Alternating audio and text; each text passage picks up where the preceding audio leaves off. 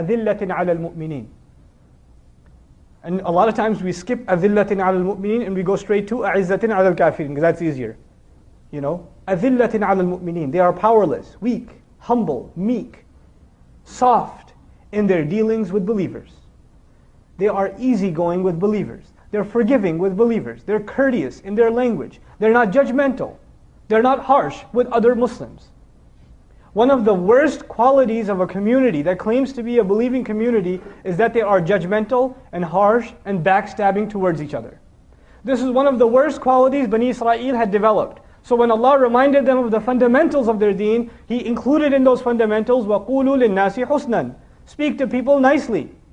Speak to people nicely. You'll find nowadays, unfortunately, a stigma associated with Muslims. The more religious they get, the more constipated they get socially.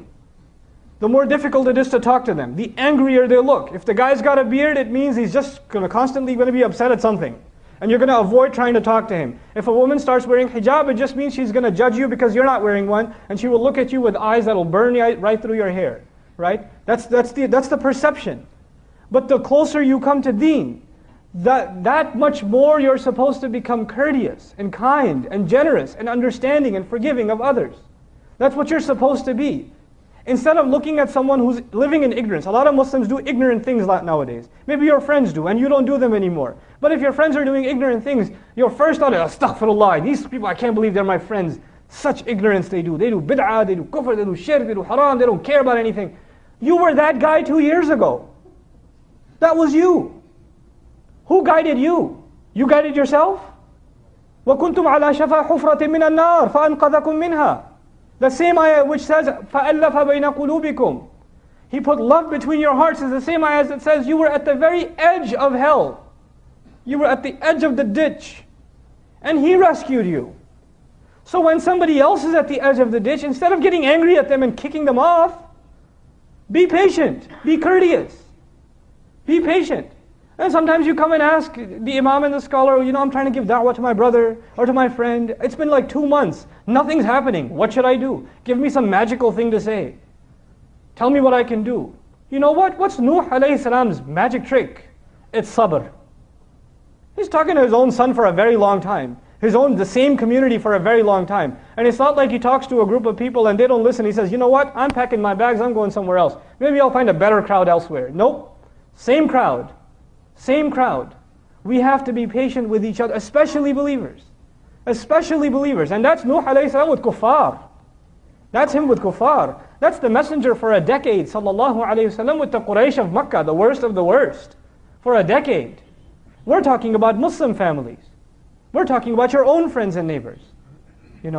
We have to humble ourselves before them. It's a very serious problem, arrogance. One of the great central teachings of our religion, La ilaha illallah, the beginning of our religion, is acknowledging the greatness of Allah. And the more you realize Allah's greatness, the natural result of that should be, the more you realize your own lesser status. The more you declare Allah's greatness, the more humble you should become. That's the natural result of declaring La ilaha illallah. Every time you and I say Allahu Akbar, it is not just a statement of Allah's greatness, it's a statement of our own weakness. It's a statement of our own humility.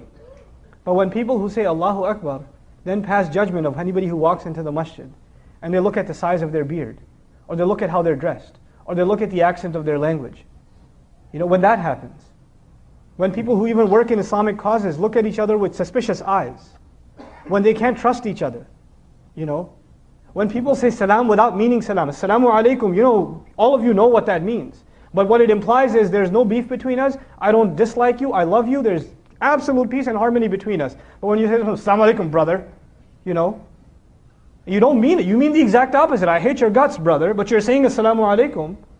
That's what you're saying. And this is absolute hypocrisy. You cannot say Assalamu alaikum to someone and have feelings against them. You can't. Then you're saying something you don't mean. That's what you're doing. So you and I, we have to, internalize أَذِلَّةٍ عَلَى الْمُؤْمِنِينَ first. Humbled before the believers.